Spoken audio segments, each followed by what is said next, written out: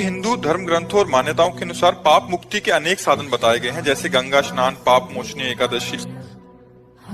पाप मुक्ति के उपाय बता गए, लेकिन पाप की प्रवृत्ति के नष्ट होने का उपाय क्या है?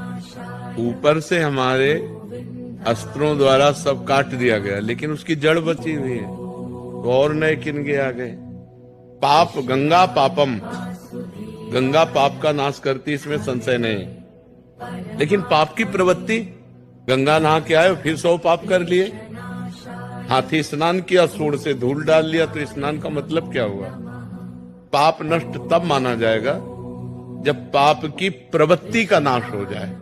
बोले बड़ा पाप प्रवृत्ति वाला आदमी है, बहुत पापी आदमी है, तो पाप की प्रवृत्ति सबके अंदर रहती है, क्योंकि सुमति कुमति सबके उरनाई, नाथ पुराण निगम अस कहाई। तो कुमति सुमति सबके उरनाई, कभी कुमति जोर कर गई तो पाप बन गया, कभी सुमति जोर कर गई तो पुण्य बन गया।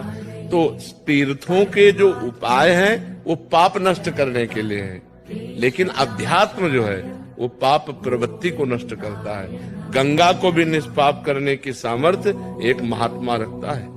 तीर्थी कुर्वन्ति तीर्थानि, तीर्थों में चरण रख दे तो तीर्थत्व आ जाए, गंगा को स्पर्श कर दे तो गंगा निष्पाप हो जाए। क्यों? क्योंकि उसने पाप की प्रवृत्ति का नाश कर दिया। अध्यात्म पाप प्रवृत्ति के नाश के लिए आप क्या कहना चाहते हैं? कुंवर जी कह रहे हैं कि मतलब क्या पाप मुक्ति इतनी सहज और सरल है? हाँ है, क्यों नहीं। रुई का ढेर पहाड़ लगा हो, एक दिया सलाई काफी है। पाप रुई जैसा है। पाप है क्या? भ्रम। पाप है क्या? असत। पाप है क्या? स्वाप्निक। भूल ही तो पाप है।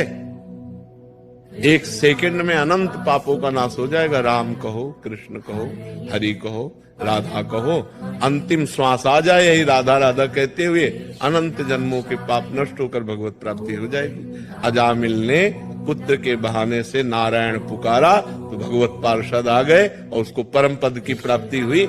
जीवन भर वैश्यागमन किया, जीवन भर पाप किया, और अंतिम समय पुत्र के बुलाने में, पुत्र का नाम नारायण था, बुलाया नारायण, बस इतने से काम हो गया। तो जड़ से पाप की प्रवृत्ति का नाश करने के लिए हमें नाम जप करना चाहिए, हमें शास्त्रों का सार समझना चाहिए।